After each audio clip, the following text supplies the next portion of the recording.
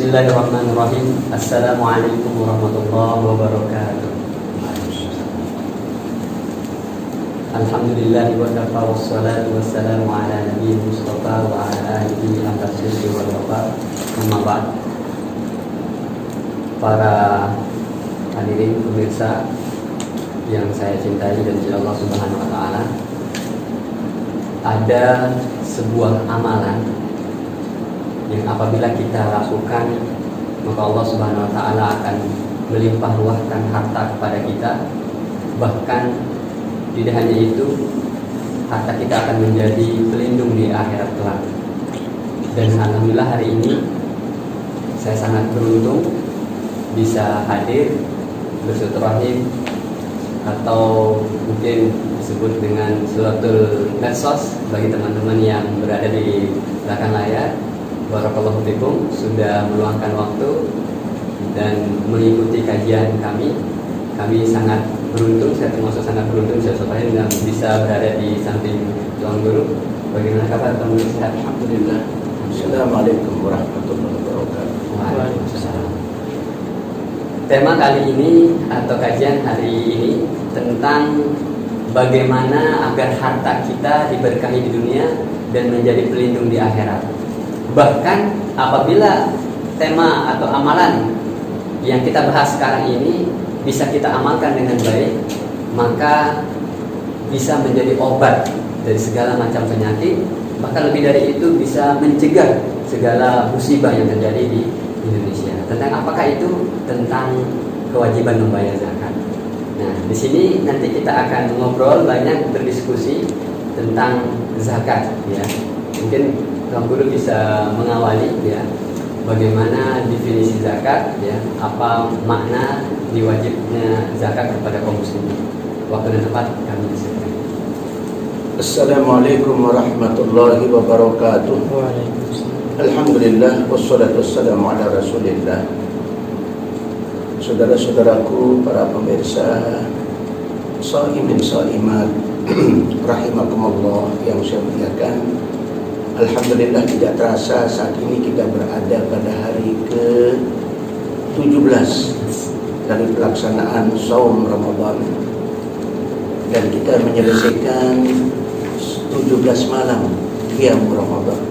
Ini merupakan anugerah Allah untuk kita yang bisa melaksanakan kewajiban dan bisa melaksanakan hal yang bersifat sunnah, tetapi sangat-sangat memberi warna pada kehidupan kita di bulan Ramadan.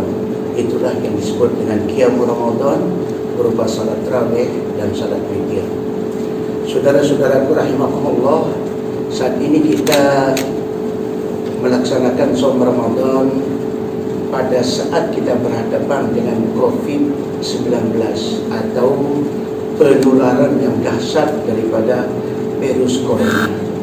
Terkait dengan ini, di samping upaya-upaya yang tentu di bawah bimbingan pemerintah, pemerintah daerah sudah membentuk satgas, itu tidak lain untuk melakukan upaya menanggulangi penularan itu. Nah, bagi kita tidak cukup hanya dengan itu.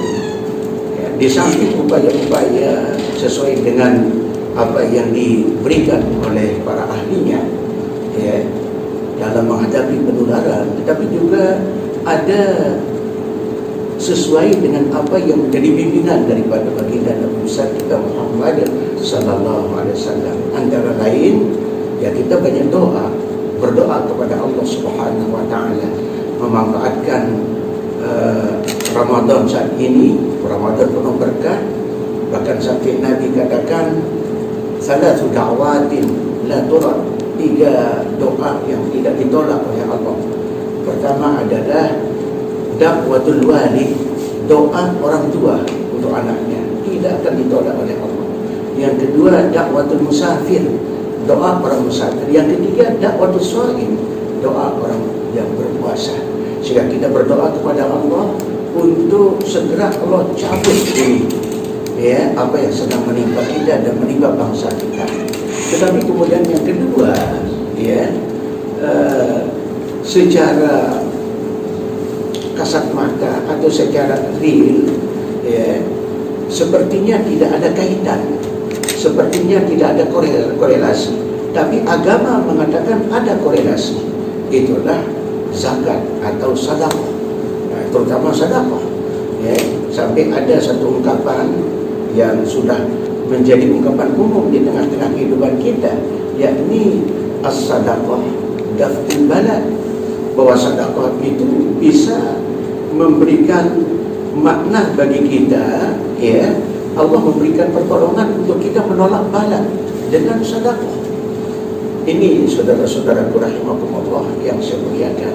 Sehingga dua macam di kalangan kita. Pertama, ada yang bersifat wajib, itulah zakat. Ayat tentang zakat banyak sekali, saudara-saudara. Tetapi ada yang bersifat tatawu, ya. Sedekah sebenarnya, istilah sedekah itu yang dibagi dua. Pertama, ada sedekah wajib, itulah zakat. Ada sedekah tatawu, itulah yang kita istilahkan sedekah bahasa kita. Atau cenderung begitu istilah sedekah lebih cenderung kepada makna sunnahnya. Tapi sebenarnya sedekah itu sendiri ada yang wajib, itulah zakat, ya, sedekah zakat fitrah, ya. Tetapi ada yang sunnah, itulah sedekah yang di luar zakat itu. Nah, kedua hal ini akan pertama memberi makna keberkahan rezeki kita, saudara-saudara rahimakumullah, ya. Nilai keberkahan rezeki, nilai keberkahan umur, nilai keberkahan ilmu itu memiliki pemahaman yang sama. Ya, taruhlah keberkahan ilmu yang membawa makna bagi peningkatan kualitas pribadi, terjadi penambahan nilai-nilai karakter kesalehan bagi seseorang dengan ilmu, kalau ilmunya berkah. Umur juga, kalau dia menjadi umur yang berkah, maka umur itu bagi yang memilikinya akan bisa memiliki makna besar bagi amal saleh. Ya, umur akan dipakai untuk hal-hal yang baik. Begitu juga harta benda. Harta benda baru akan berkah kalau pertama ada kewajiban terhadap harta benda itu, itulah zakat. Di samping zakat, tetapi harus kita lihat kebutuhan masyarakat. Kalau saat ini zakat belum bisa mengangkat atau menyelesaikan persoalan kemiskinan, maka di luar zakat adalah sedekah. Nah, ini sedekah ini pun satu saat kadang-kadang naik tingkatannya dari sunnah menjadi wajib, sehingga seorang muslim begitu berada di tengah-tengah kehidupan bermasyarakat, dia jumpai saudaranya dalam keadaan tidak makan, dalam keadaan tidak ada untuk berbuka saat ini, maka tidak hanya sunnah sedekah itu, tetapi wajib. Karena apa? Itu saudaranya sedang dalam keadaan tidak bisa memenuhi kebutuhan yang bersifat daruri.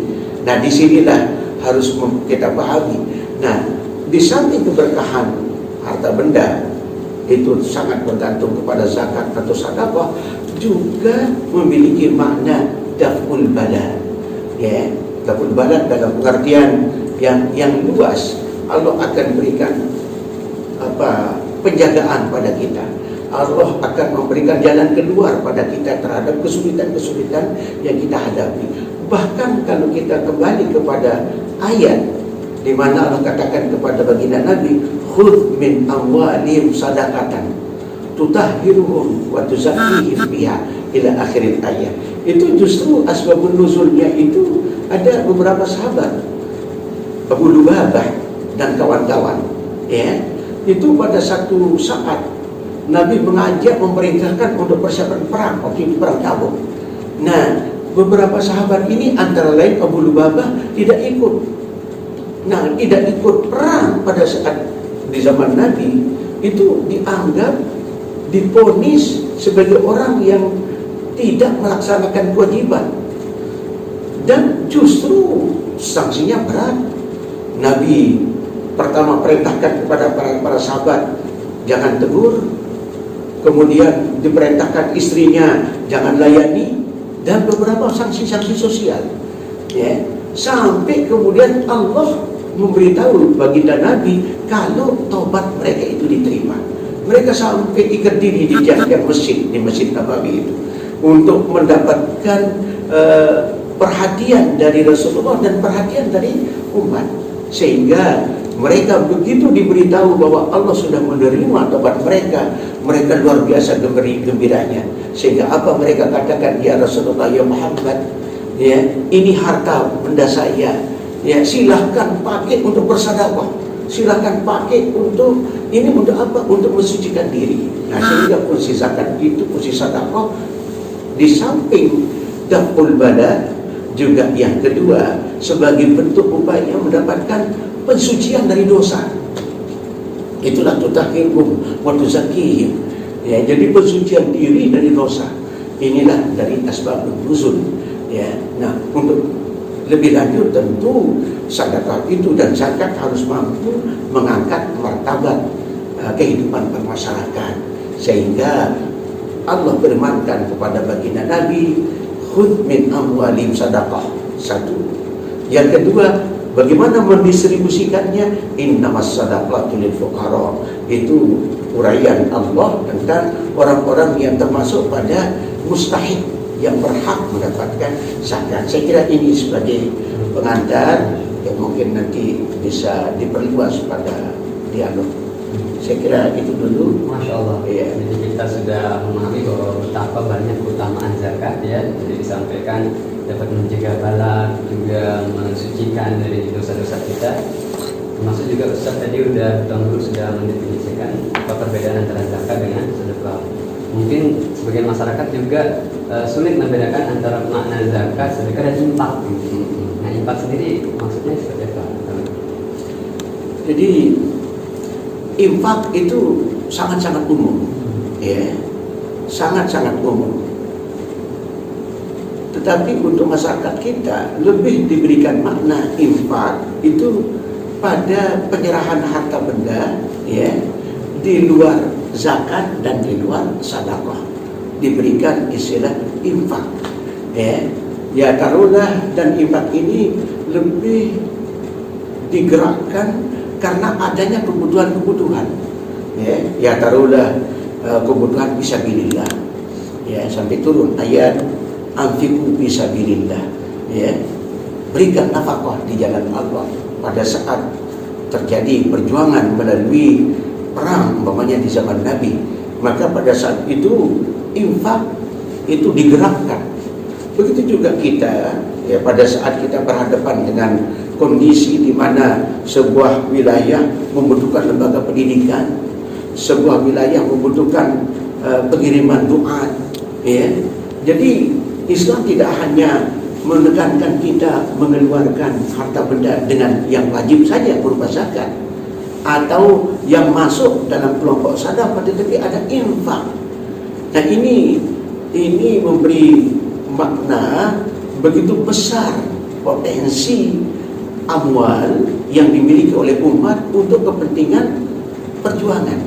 Ya, taruhlah saat ini di beberapa wilayah termasuk di NTB umpamanya, ya, ada wilayah yang masih terpencil, kurang terpublikasikan. Saat ini yang terpublikasi sebagai daerah terpencil itu Kalimantan, suku Dayak dan lain sebagainya. Ya, untuk kita di sini wilayah Bayan, wilayah selatan Ganjar itu masuk pada wilayah terpencil, di mana di situ kehidupan keagamaan sangat-sangat memprihatinkan. Ya, di samping mereka berada pada interaksi sosial dengan orang-orang yang non Muslim, seperti ada istilah kita waktu teluh, ya, itu untuk di daerah Bayan. Kemudian di daerah selatan Ganjar itu ada Buddha. Nah, Dewan Dakwah kemudian mengirim dai-dai kita ke daerah pedalaman, ya. Nah, untuk memberikan pembiayaan mereka manusia yang butuh hidup yang layak sama dengan kita, ya. Dewan Dakwah kemudian membuka lembaga ambil zakat, yang sudah mendapatkan izin dari pemerintah. Nah, ini untuk mencoba menggalang dana dari masyarakat, ya, di samping zakat, sedekah juga infak. Jadi di luar yang tiga itu, di luar yang dua itu. Jadi ini bisa saja seseorang itu belum sampai zakatnya, belum sampai hartanya sampai nisab. Sebab zakat itu syaratnya nisab, atau belum sampai kepada haul. Syarat zakat amwal itu kan sampai perhitungan tahun, awal tahun daripada aktivitas bisnisnya.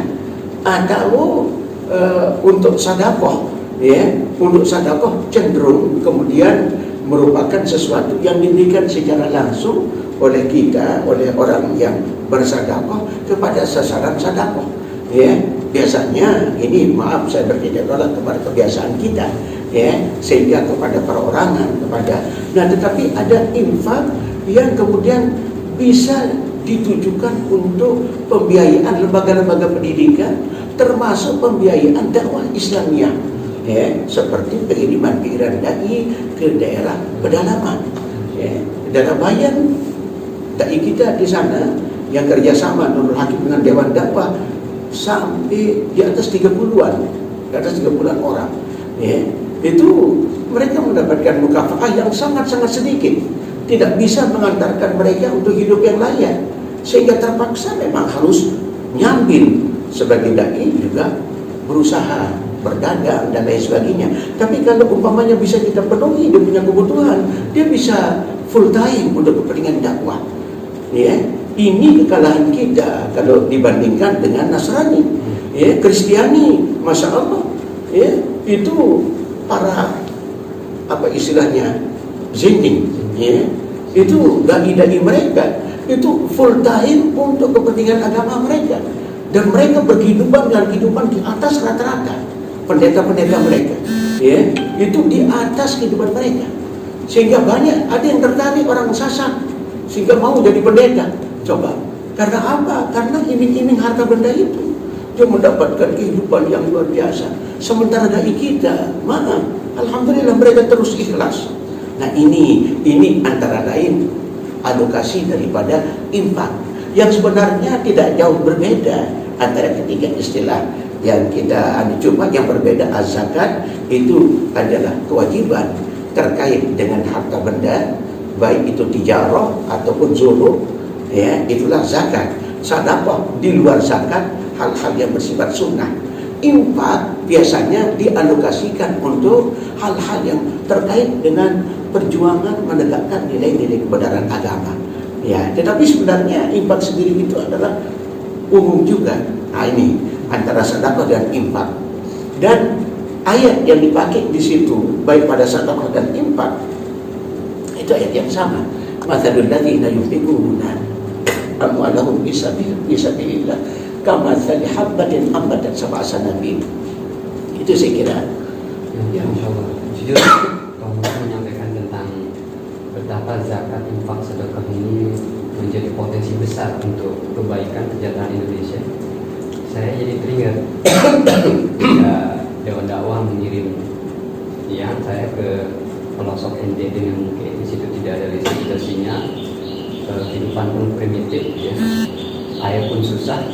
Kemudian saya sampai berpikir, di mana tanggung jawab orang-orang yang kaya? Apakah dai itu harus kaya? Sehingga saya punya visi waktu itu pulang dari tempat pengabdian, bagaimana agar saya kaya dulu baru bersedekah. Dari sini saya merenungi di Indonesia ini perhatian terhadap zakat, infak, sedekah ini masih kurang. Nah, mungkin dokter bisa menjelaskan apa hukuman bagi orang yang enggan membayar zakat, ya? Apakah kemudian dai harus kaya terlebih dahulu, atau justru harus ada sinergi antara orang kaya dengan dai seperti itu? Ini hal yang sangat bagus menjadi satu diskusi kita. Pertama, apakah dai harus kaya terlebih dahulu, harus berdakwah? Kita harus melihat kondisi, ya, kondisi kehidupan umat. Kalau di zaman baginda Nabi besar kita Muhammad SAW, ada sahabat-sahabat yang kehidupannya sangat memprihatinkan, ya, sangat memprihatinkan. Artinya mereka mengkhususkan diri berkehidupan bersama Nabi, ya, Dan begitu menyerap ilmu dari Nabi, mereka kemudian berdakwah. Tidak sedikit yang seperti itu, ya. Antara lain saya sebutkan Abu Hurairah umpamanya.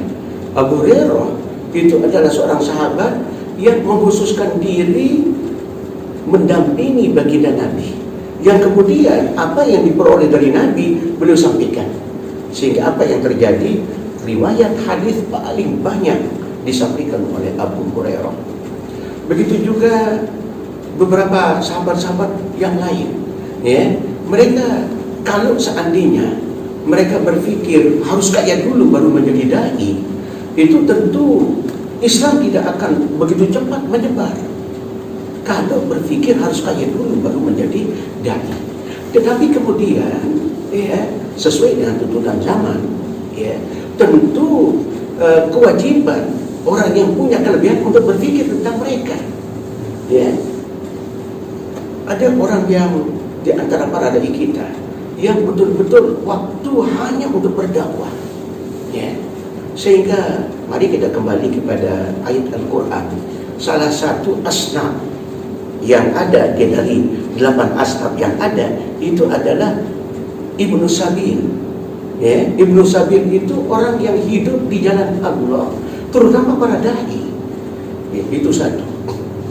Ada kebiasaan saat ini yang berkembang di beberapa negara kaya di Timur Tengah, ya.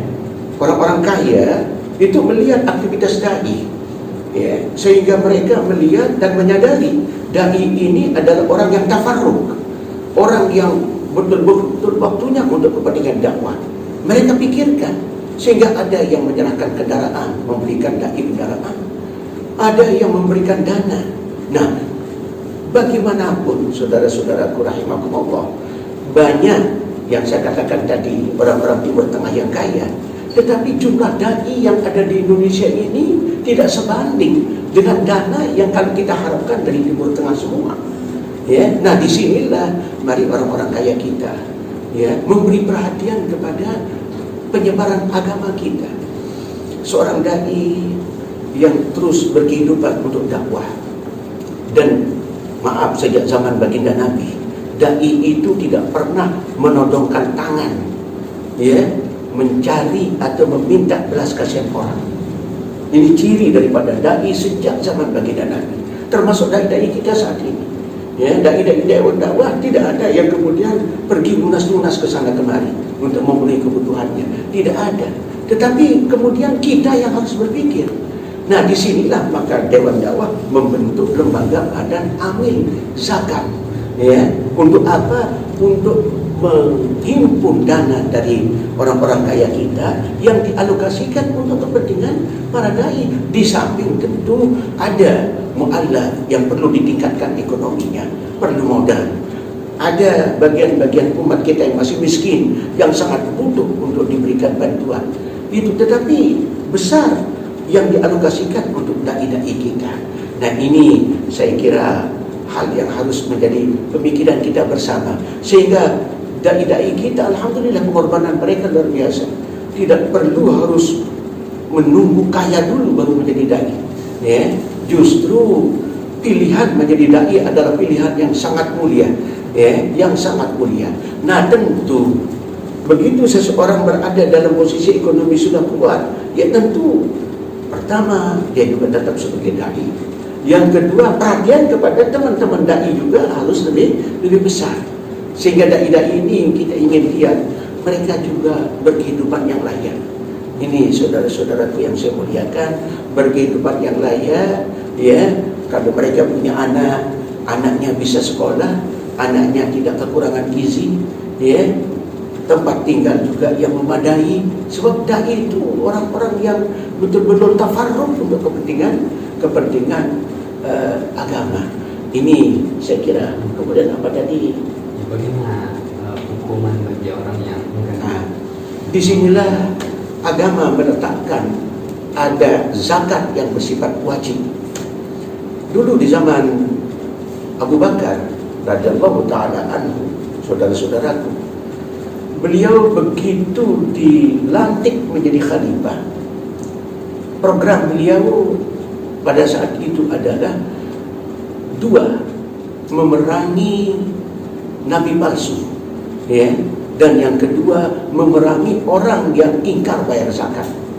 Apa kata beliau terhadap orang-orang yang tadinya berzakat kemudian tidak begitu baginda Nabi?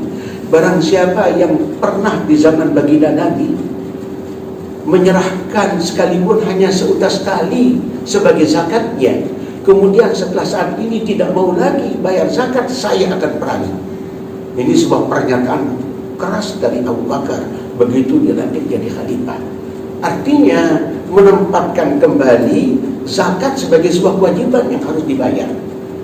Maaf, saking besarnya dosa orang tidak berzakat, ya, sampai dinyatakan dalam ayat Al-Quran, wa wailul lil musyrikin alladzina la yu'tuna zakat. Neraka wail bagi orang musyrik. Salah satu karakter orang musyrik itu tidak berzakat. Maka orang tidak berzakat itu memiliki salah satu karakter kemusyrikan. Artinya jeleknya, ya, kotornya dia punya akidah, ya, keingkarannya kepada kebenaran agama tidak berbeda dengan orang musyrik. Cuma mungkin saja kalau dia muslim, dia masih sembahyang, ibadah, itu saja. Cuma karakter kemusyrikan ada pada dirinya. Na'udzubillah. Ya.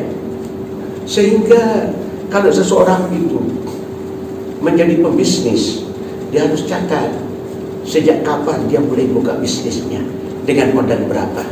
Nanti begitu di akhir tahun dia cek berapa perkembangan dari modal ditambah keuntungan, sudah tidak mencapai nisab.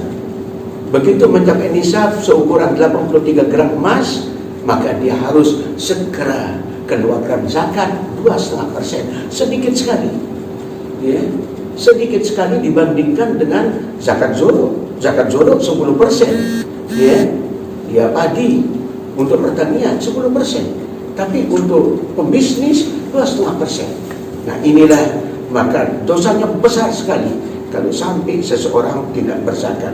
Terakhir tentang ini sampai ayat Al-Quran maupun banyak hadis, antara lain yang terdapat di dalam hadis, seseorang yang tidak berzakat itu nanti pada saat dia sudah berada di alam kubur, setiap pagi dan sore dia akan didatangi. Satu hadis mengatakan ular besar yang disebut Al-Aqrab, ular tua yang sudah botak, yang bisanya luar biasa. Pekerjaannya setiap pagi dan sore hanya menggigit tulang ini, tulang pipi dari orang yang tidak berzakat. Apa katanya? Ana maluka wa ana kanzuka. Saya hartamu, saya perbendaraan, gudang perbendaraan hartamu yang kamu tidak bayar zakatnya. Ada satu hadis lagi mengatakan onta datang setiap pagi dan sore, dia kemudian diinjak sampai menyatu dengan tanah, sambil onta itu mengatakan ana maluka wa ana kanzuka, saya harta bendamu yang kamu tidak zakatkan, saya gudang perbendaraan harta bendamu. Inilah yang kita khawatirkan. Na'udzubillah. Semoga muzaki semakin berzakat, Allah akan semakin menambah hartanya, ya. Tidak akan terjadi orang itu bangkrut karena zakat. Jaminan baginda Nabi, orang ahli sedekah tidak akan bangkrut karena banyaknya bersedekah. Ini justru utama berkah. Ya, itulah keberkahan, itulah keberkahan. Ya, lebih-lebih saat ini banyak sekali persoalan-persoalan akibat corona ini. Saya kira itu. Ya, Masya Allah, begitu besar ancaman bagi orang yang enggan membayar zakatnya, sampai kemudian nanti dikubur mereka akan disiksa. Dan juga tentu sebagaimana dikatakan oleh Bang Bro tadi, tidak berkurang harta yang disedekahkan atau diinfakkan.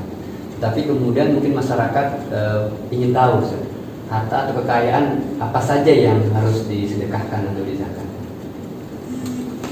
Saudara-saudaraku, shaimin shaimat rahimakumullah. Pertama, yang harus sebelum menjawab pertanyaan, yang harus menjadi pikiran kita, kalau seseorang itu kaya, maka pada kekayaannya itu ada hak fakir miskin, ada hak orang-orang yang menjadi mustahik di dalam zakat. Artinya kalau seseorang itu punya kekayaan tidak berzakat, berarti dia korupsi harta kekayaan fakir miskin. Maaf, korupsi harta benda negara dosa besar, dosanya besar. Tetapi tidak lebih kecil dari itu dosa orang yang tidak berzakat. Sebab apa? Dia korupsi harta benda yang merupakan hak fakir miskin, hak orang-orang yang mustahik. 8 asnaf. Tapi di kita jarang sepenuhnya ada 8 ini. Ya, paling-paling yang banyak itu fuqara dan masakin, al-amilin, ya, al-gharimin, ibnu sabil, wa fi sabilillah. Ya, kadang-kadang di kita, maaf, orang berhutang yang tidak mampu bayar hutang itu pun punya hak, tapi jarang terurus. Padahal harus ada kan gharimin. Nah ini amilin ini sekarang ini dalam bentuk lembaga. Maaf, berbicara tentang amil itu hal yang harus ada. Nabi Sallallahu Alaihi Wasallam sengaja mengutus Mu'adz bin Jabal untuk menjadi petugas penerima zakat. Ini dari sejak baginda Nabi masih hidup sudah dibentuk badan amil zakat. Saat ini badan amil zakat tentu tugasnya luar biasa, mendata jumlah muzaki, mencoba mendekati untuk berzakat lewat lembaga, kemudian mendistribusikan zakat itu kepada yang berhak. Nah, dengan pekerjaan itu maka Allah nyatakan amil itu bisa mendapatkan bagian daripada zakat itu. Dan amil sekalipun kaya jadi amil tetap dapat bagian zakat. Kecuali setelah dapat bagian kemudian dia serahkan lagi sebagai zakat, sebagai sedekah. Tetapi amil ini dalam fikih, sekalipun dia orang kaya, dia bahkan muzaki, tetapi karena dia amil berhak mendapatkan bagian dari zakat itu. Sebab apa? Dia dalam posisi sebagai amil.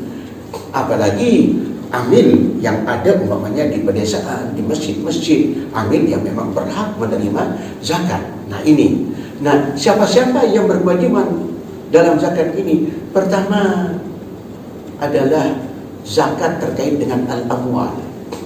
Al-amwal ini bisa harta tersimpan di bank, bisa harta yang diputar dalam bentuk bisnis, dalam bentuk dagang. Ya, kalau yang tersimpan dalam bentuk rekening, dalam bentuk emas, ya, itu setiap tahun wajib dizakatkan. Ya, terhitung kapan mulai dia simpan, kapan mulai dia himpun, sampai setahun keluarkan zakat 2,5%.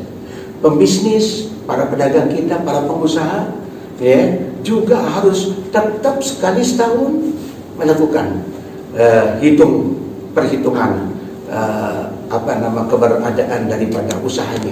Ya, kalau dalam 1 tahun sudah cukup nisab, wajib untuk mengeluarkan zakat 2,5%. Ini saudara-saudara rahimakumullah yang saya muliakan. Nah, baru yang kedua itu yang dikenal dengan zakat tadi itu zakat amwal dan zakat tijarah, ya, uang dan harta. Kemudian yang ketiga zakat zuruk, zakat yang terkait dengan pertanian. Nah, pertanian ini dibagi dua oleh para ulama dalam kitab fikih, yaitu kalau pertanian itu mengandalkan pengairan yang membutuhkan biaya. Kalau di zaman ulama-ulama terdahulu pakai kuda, pakai onta mengangkut air untuk mengairi pertaniannya. Nah, ini hanya dikenakan 5% dari hasil pertaniannya. Tetapi begitu membutuhkan, tadi itu butuh biaya, tidak pakai biaya, ya taruhlah air hujan atau air parit yang kemudian langsung masuk ke sawah pertanian, maka dikenakan dia 10% dari apa yang menjadi hasil. Kapan dia mulai? Kalau pertanian di dalam ayat Al-Quran, wa atu haqqahu yauma hasadih, keluarkan zakat itu pada hari panennya. Ya, artinya kalau orang itu punya sawah banyak, ya, dari panen pertama dalam satu musim panen dikumpulkan karena sawahnya banyak. Nanti sekali-kali setelah selesai panen hitung berapa jumlah hasil pertaniannya. Ini yang terkait dengan apa yang akan dizakatkan. Nah, di luar ketentuan zakat ada sedekah tadi.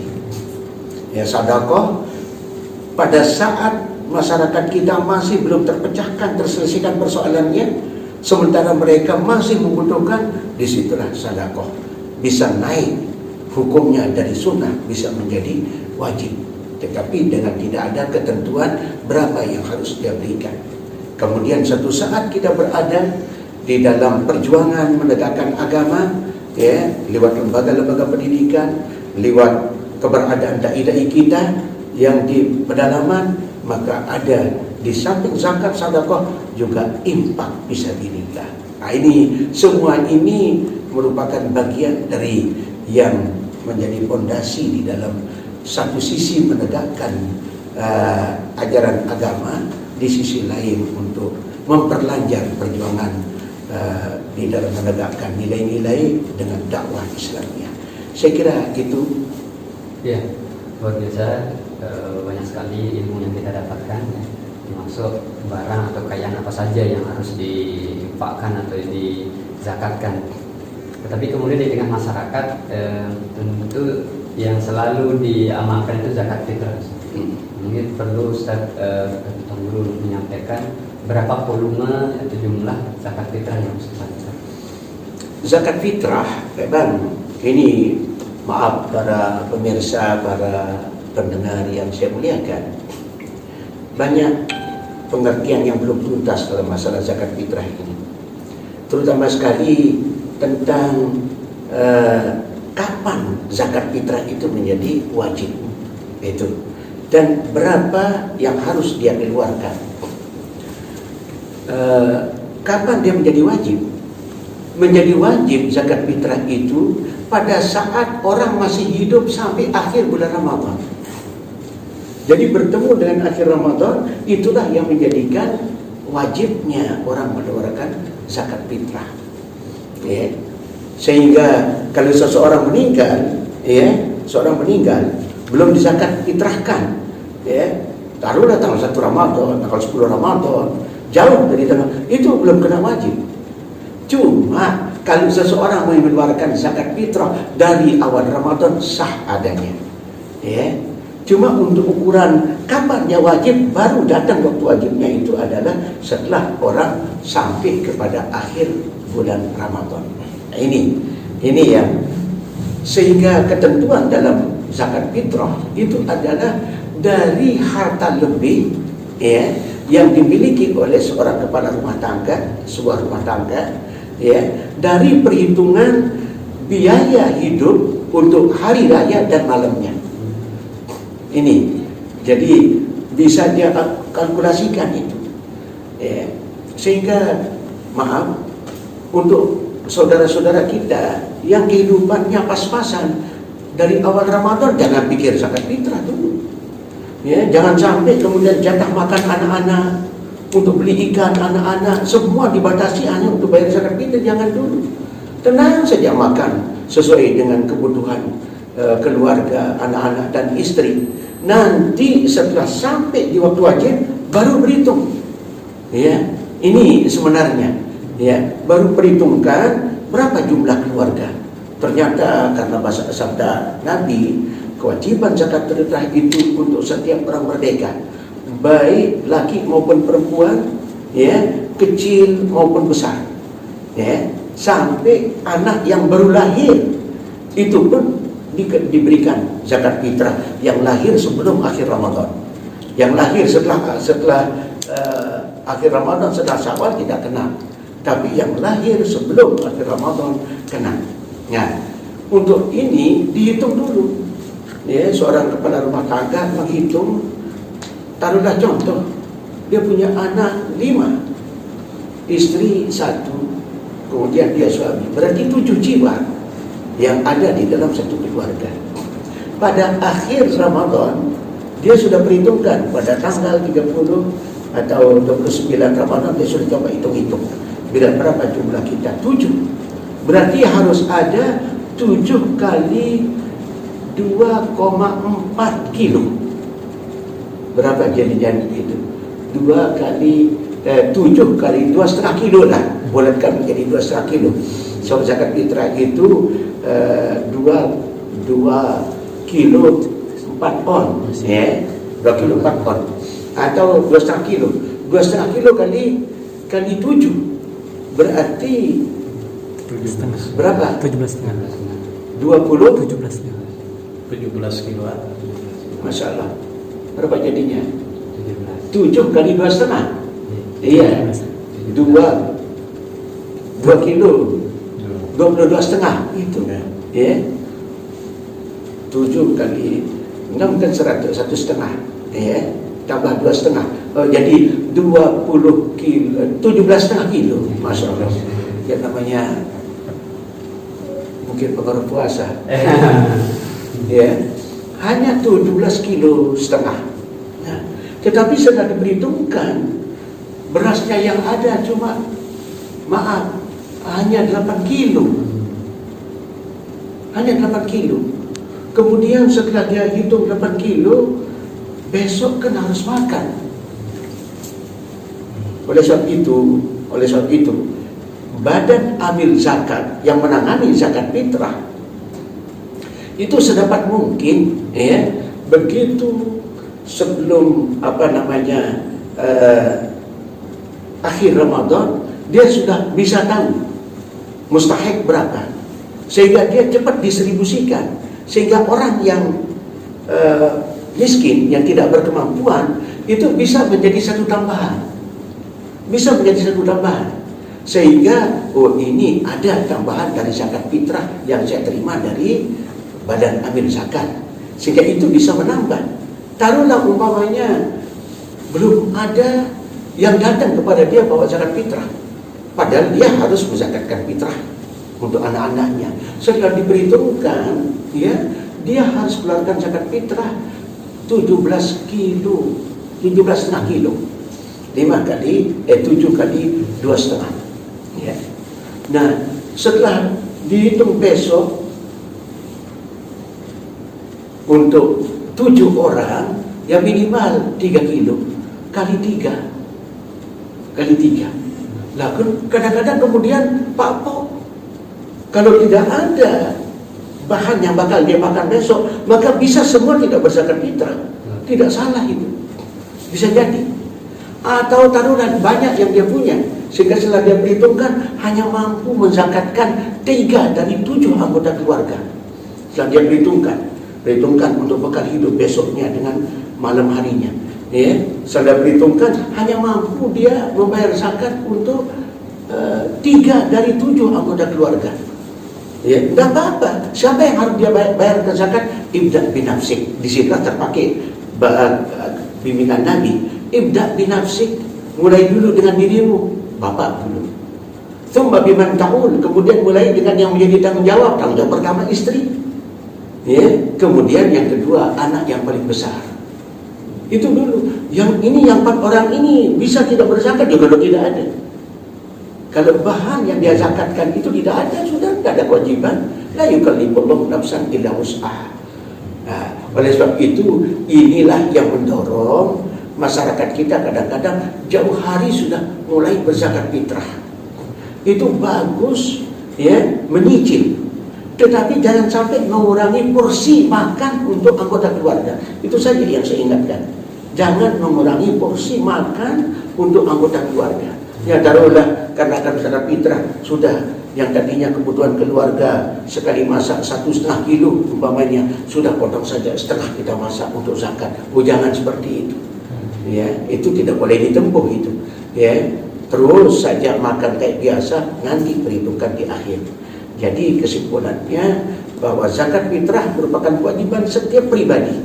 Siapa yang membayarkan anak kecil? Orang tuanya. Budak, lil hurri wal abdi, orang merdeka maupun budak. Siapa yang bakal membayarkan budak? Tuannya. Sebab apa? Budak itu merupakan tanggung jawab tuan dalam kehidupan kesehariannya. Sehingga disitulah ibda' binafsik tsumma biman ta'ul.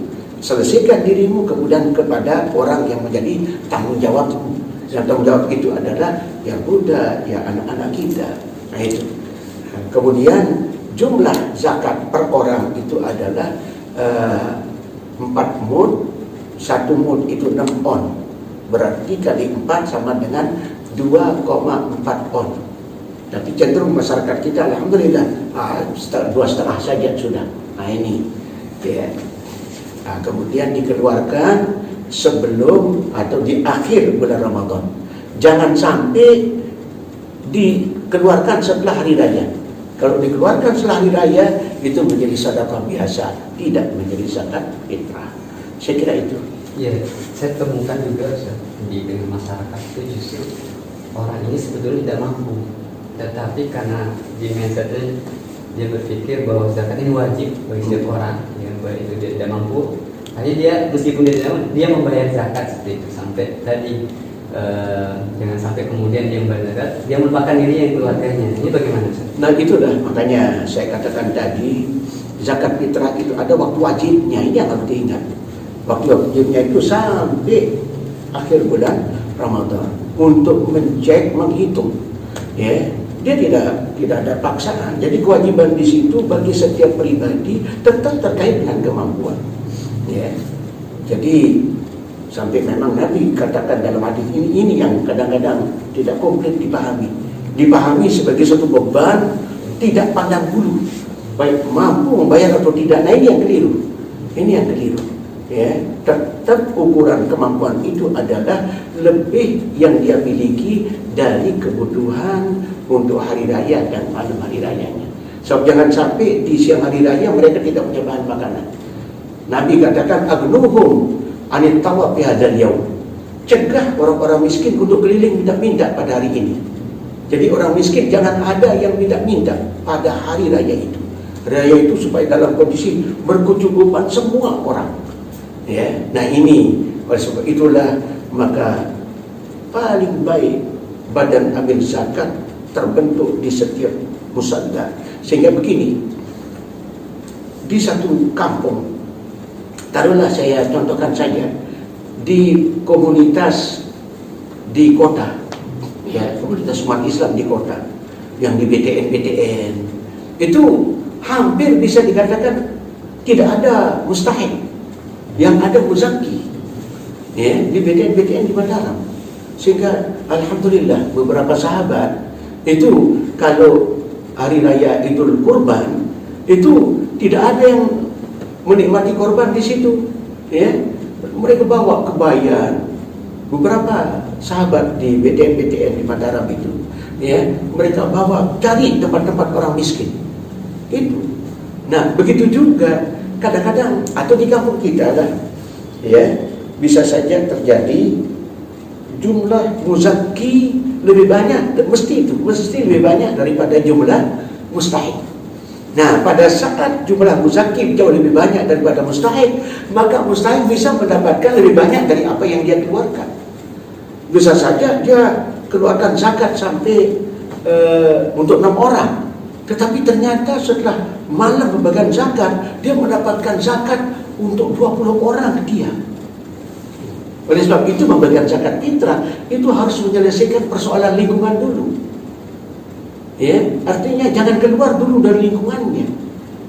Ya, nah kecuali kalau ya tadi itu terlalu sedikit yang menerima zakat, diberikan begitu banyak, masih tersisa lempar ke kampung terdekat. Begitu sehingga penyelesaian persoalan umat ini rinci begitu. Ya, dari lingkungan muzaki sendiri, habis orang yang mustahik, lihat lingkungan yang di sampingnya.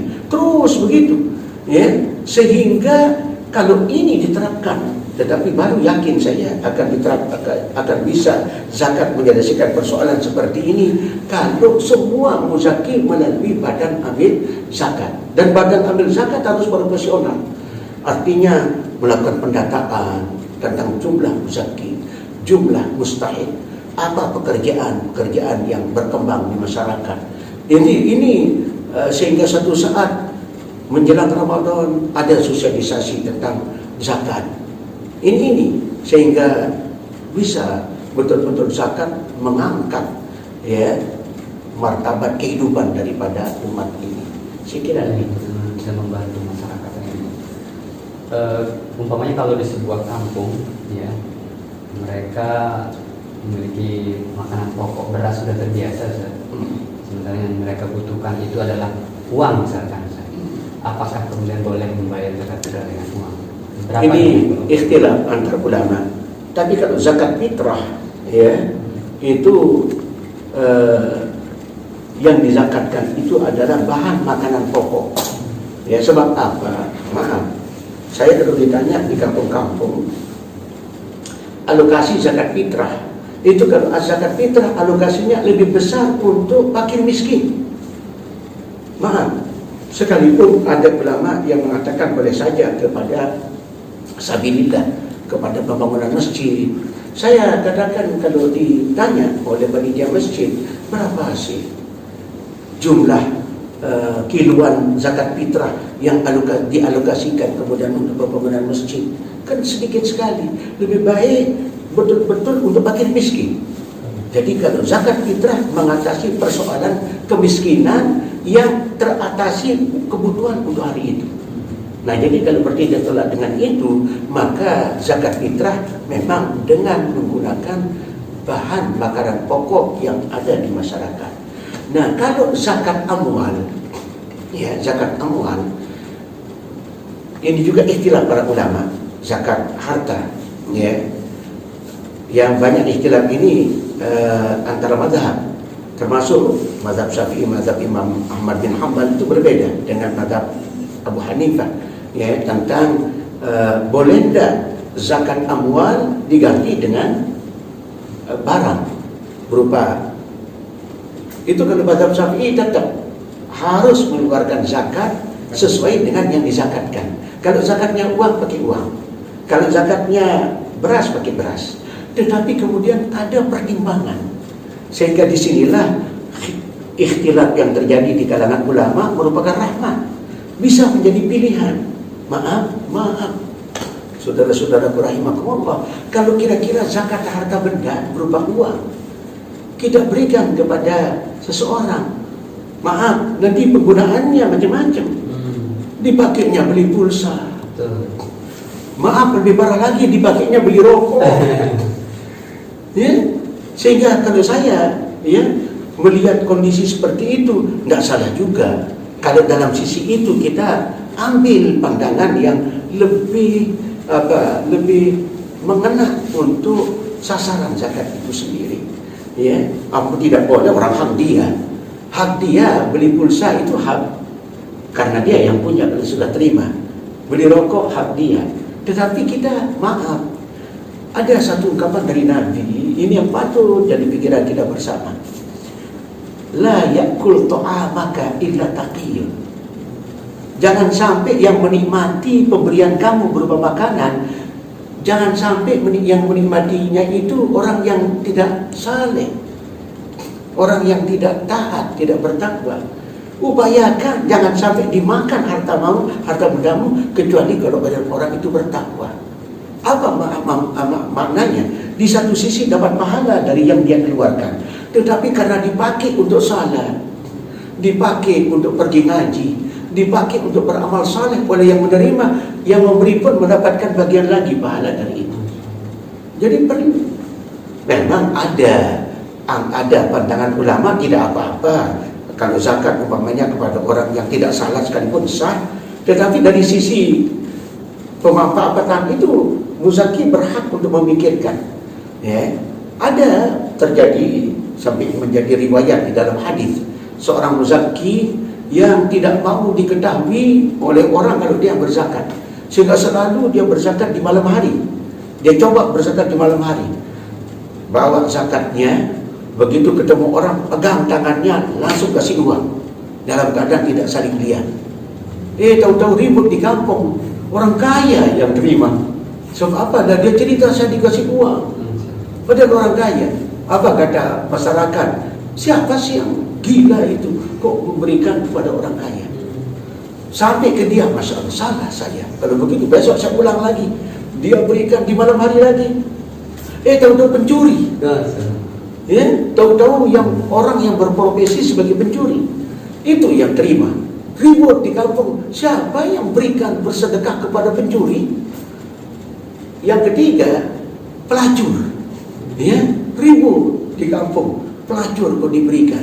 Akhirnya ditanyakan kepada orang yang berilmu di situ. Apa katanya? Kalau sudah keluar seperti itu, sudah ikhlaskan. Yang mungkin husnuzon kamu, mungkin untuk menggugah hati orang kaya itu. Kalau yang menerima tadi orang kaya, yang supaya tergugah hatinya, mungkin lupa berzakat, lupa bersedekah, bayar zakat, bayar sedekah. Ini. Yang kedua, supaya dia bisa berhenti mencuri. Mudah-mudahan dengan uang yang kamu berikan, dia bisa bekerja dengan halal, tidak lagi mencuri. Begitu juga yang pelacur. Kamu husnuzon dengan itu. Itulah. Jadi sekalipun boleh, tetapi untuk kita yang jelas-jelas pakai hadis tadi, la yakul ta'amaka illa taqiyun. Kalau kira-kira ada yang berpotensi untuk dia akan menjadi saleh asal dia mendapatkan modal kerja, kasih. Tapi dengan bimbingan. Nih, saya berikan kamu ini, lebih-lebih zakat orang kaya, orang pengusaha, biasanya besar. Ya, udah orang di kampung dikasih 100-200 ribu pakai dagang, ya supaya berkembang. Ya, itu boleh, itu diniatkan seperti itu. Jadi saya kira itu selaras dengan sabda Rasulullah, "Mahmudi at-ta'am illa wada'allahu fihi barakah." iya. Jangankan uang, bahkan makanan yang kita berikan untuk orang kemudian dimakan, punya energi baru untuk beribadah, maka sepanjang itu juga kita dapat jatah pahala. Jadi Iya. double. Sama Sama dengan bersedekah, berzakat, yang menggunakan kriteria itu. Faqata rabbuka alla ta'budu illa iyyah wa bil walidaini ihsana. Tapi orang tua tidak boleh dikasih zakat. Kalau orang tua sendiri tidak boleh diayomi dengan zakat. Tidak boleh. Wah, sebab apa? Harus menjadi bagian dari tanggung jawab anak. Ya, tidak boleh. Dosa besar seorang anak yang berkemampuan untuk hidup enak, orang tuanya keler-leran miskin. Itu dosa besar bagi si anak itu. Jadi dia harus berikan apa yang bisa dia nikmati sama anak, wajib dia berikan kepada orang tuanya, supaya tidak terlalu jauh jarak antara kehidupan orang anak dengan si orang tua, sehingga dia tidak boleh menerima zakat dari anaknya. Anak tidak boleh menzakatkan hartanya kepada orang tuanya. Yang ada adalah pelaksanaan kewajiban yang di orang tuanya menjadi tanggung jawab kehidupan orang tua itu di dia. Tetapi kemudian yang kedua, bil walidaini ihsana. Wa bidzil qurba, kerabat. Yo ada keluarga dekatnya, misalnya pamannya, udah makan itu. Yang memang dia berhak. Ya. Wa bijaril qurba, tetangga yang ada hubungan keluarga. Wa bijaril junubi, tetangga yang tidak ada hubungan keluarga. Udah makan itu dulu kriterianya. Nah, setelah itu selesai, silahkan terus lihat mana yang lebih dekat, mana yang lebih dekat. Tetangga yang lebih jauh, tetangga terus begitu. Nah, kalau setiap orang kaya berbuat seperti itu, orang kaya ini ada di setiap kampung, maka akan cepat terselesaikan persoalan. Tetapi karena ya belum ada kelihatan kekompakan ya dalam menyelesaikan persoalan umat ini betul-betul dengan memfungsikan zakat sebagai sebuah potensi besar bagi umat. Ini saya kira sehingga saya sangat-sangat menyambut kehadiran lembaga-lembaga badan amal zakat, Lasnas yang dimiliki oleh Dewan Dakwah, Basnas yang resmi yang dibentuk oleh pemerintah, dan banyak lagi beberapa lembaga-lembaga swasta, dan mari dilihat itu sebagai lembaga yang profesional untuk melakukan menyalurkan zakat bapak-bapak. Adapun kalau kemudian mereka mendapatkan bagian, dan itu hak mereka. Nah ini saya kira masih ada. Masya Allah. Jadi bisa kita renungkan bahwa kalau seandainya umat Islam sadar akan kewajiban zakat ini, maka setengah dari persoalan negeri ini teratasi seperti itu ya. Bahkan Allah akan memberikan rahmat untuk negeri ini menjadi negeri yang aman, sejahtera, dan insya Allah makmur semua warganya. Termasuk juga kita di Dewan Dakwah, termasuk saya sebagai pelaku dai yang dikirim ke Dewan Dakwah ke pelosok negeri, itu benar-benar merasakan manfaat untuk para donatur. Ya, bagaimana sentuhan kami adalah mereka orang-orang yang sangat minim, terbatas secara ekonomi. Ya, istilahnya juga mereka sangat membutuhkan segala bentuk bantuan, tidak hanya harta, juga ilmu. Maka seharusnya ada sinergi di sini antara orang yang berilmu. Ya, kalau dai bisa menyumbangkan ilmunya, tidak bisa kemudian menyumbangkan harta karena keterbatasan waktu, ya, tenaga, energi yang dia miliki, sehingga butuh sinergi antara orang yang kaya atau donatur. Ustadz mungkin bisa menyampaikan sedikit motivasi kepada para donatur. Mohon maaf sebelum ke situ, mohon izin dulu ada pertanyaan. Apakah boleh zakat 3 orang diberikan kepada 1 orang mustahik aja? Misalkan zakat untuk 1 keluarga diberikan kepada 1 orang mustahik aja. Saya ulangi, apakah boleh zakat 3 orang? Zakat 3 orang diberikan kepada 1 orang mustahik saja? Kalau di lingkungan itu memang penerima zakat itu sedikit, ya, sedikit, itu tidak ada hambatan untuk 3 orang zakat fitrah umpamanya dari 3 orang diberikan kepada 1 keluarga, itu boleh-boleh saja, ya. Tetapi kalau ada bersamanya yang lain, yang kalau kira-kira zakat dari 3 orang itu dibagi, maka akan terselesaikan juga kebutuhan yang lain. Jadi tetap muzaki, ya, itu melihat sejauh mana zakat itu bisa menjadi untuk mengeluarkan orang itu dari persoalannya.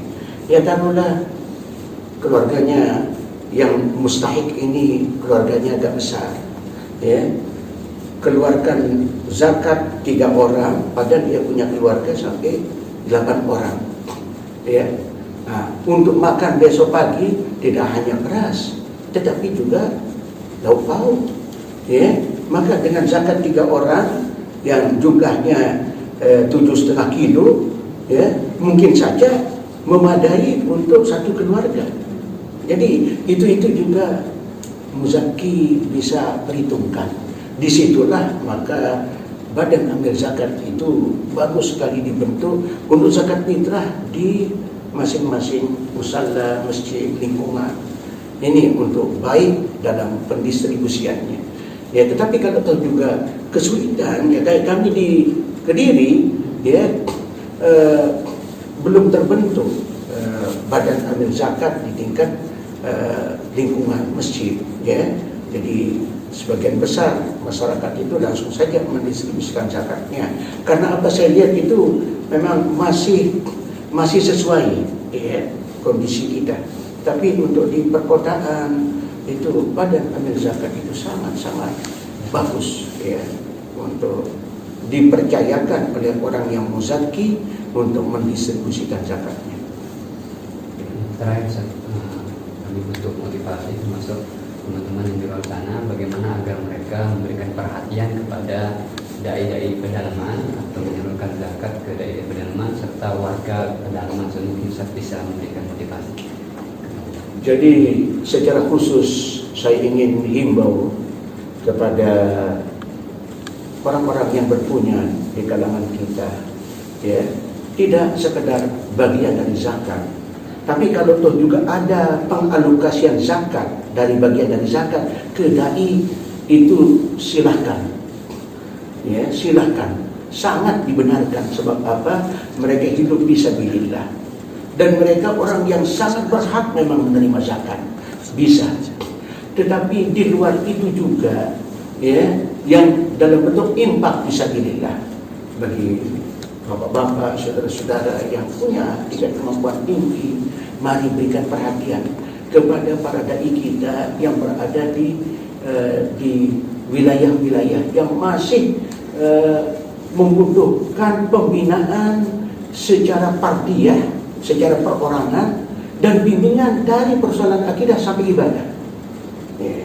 Jangan sampai keduluan kita dengan agama lain. Maaf, saya pernah sekali saya merasa terpukul pada saat gempa terjadi menghantam KNU, ya, Saya kebetulan bersama beberapa teman, ya, baru keluar dari satu lingkungan di satu daerah Bayan, ya. Begitu keluar dia datang 3 mobil yang kelihatan sekali dia seorang bukan Muslim, ya. Itu, dan apa yang dia bawa lebih keren, lebih baik, lebih banyak dari apa yang kita bisa bawa untuk masyarakat. Masya Allah. Ini, dan maaf, dai-dai kita masih kehidupan sangat-sangat sederhana, ya, sangat-sangat sederhana, ya. Namun syukur kita mereka tetap masih ikhlas. Mari kita angkat kehidupan para dai kita supaya mereka berkehidupan dengan tingkat kehidupan yang layak. Mereka harus beristri, mereka harus punya rumah yang memadai, ya, dan mereka full time berada di lapangan dakwah. Ini persoalan.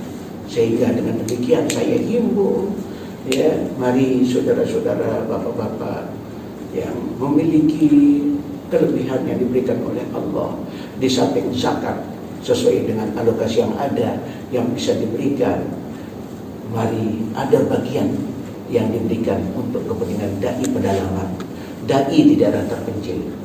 Ada bagian impak bapak-bapak setiap bulan bisa diberikan, disisihkan untuk kepentingan para dai kita di daerah pedalaman. Saya kira mudah-mudahan menjadi pemikiran bersama, ya. Man kana lahu ilmun falyatasaddaq bi ilmi. Barang siapa yang punya ilmu silakan berjuang berkiprah dengan ilmunya. Wa man kana lahu malun falyatasaddaq bi mali. Barang siapa yang punya harta silakan dengan harta. Wa man kana lahu quwwah falyatasaddaq bi quwwati. Kalau orang hanya punya tenaga, silakan dengan tenaga. Jadi semua potensi yang kita miliki, mari supaya ada menjadi bagian untuk sabilillah bagi doa kita. Dai kita punya ilmu, mereka sudah menyebar di daerah pedalaman, menyebarkan ilmu. Kita punya harta, mari kita topang, kita dukung aktivitas dakwah mereka. Saya kira itu. Ya, barakallahu fikum, Ustaz sudah menyampaikan banyak sekali ilmu yang beliau sampaikan. Dan sebagaimana nasihat dari beliau tadi adalah apabila kita tidak punya ilmu untuk terjun ke pedalaman berdakwah, maka seharusnya kita berdakwah dengan harta kita. Dan jaminannya bila kita bersedekah, ma naqasat sadaqah min ma, tidak berkurang harta yang kita sedekahkan. Jangan sampai kita kemudian menyesal ketika kita diwafatkan oleh Allah Subhanahu wa taala kemudian berada dalam kubur karena kita dulunya di dunia enggan membayar zakat, ya. Sebagaimana Allah Subhanahu wa taala berfirman, bagaimana Allah berfirman, laula akhartani ila ajalin qarib fa asaddaqu. Seandainya Allah memberikan dia jatah hidup kembali ke muka bumi ini, maka orang yang ada di dalam kubur ingin dibangkitkan untuk bersedekah. Bagaimana sedekah kemudian bisa menjadi pelindung, ya, di dunia dan juga di akhirat. Tentu juga harta yang kita miliki di dunia ini tidak ada gunanya jika kita tidak membayar sedekah, zakat dan seterusnya. Mengapa? Karena semakin besar harta yang kita miliki di dunia ini, maka sesungguhnya akan semakin besar pula hisabnya di akhirat. Maka kami mengajak kepada para donatur muslimin untuk senantiasa mendukung program kami, yaitu berdakwah melalui jalur harta, ya. Dan kami sangat yakin bahwa harta yang donatur sampaikan itu sangat membantu perjuangan dakwah kami, dan apa yang kami sampaikan, ilmu yang kami sampaikan kemudian dipahami oleh jamaah serta bisa diamalkan, insya Allah mengalir juga pahala untuk para donatur. Sekali lagi Ustaz, terima kasih barakallahu fikum sudah menyediakan waktu, meluangkan waktu untuk kami. Kami sangat banyak sekali mengambil hikmah dari setiap ilmu yang disampaikan. Semoga Allah senantiasa melindungi keadaan batin dan zahir Ustaz dan kami semua. Dan kami sampaikan terima kasih kepada teman-teman yang sudah meluangkan waktu. Barakallahu fikum. Kita akhiri dengan doa majelis. Subhanakallah bihamdik, asyhadu an la ilaha illa anta, astaghfiruka wa atubu ilaik. Assalamualaikum warahmatullahi wabarakatuh. Waalaikumsalam.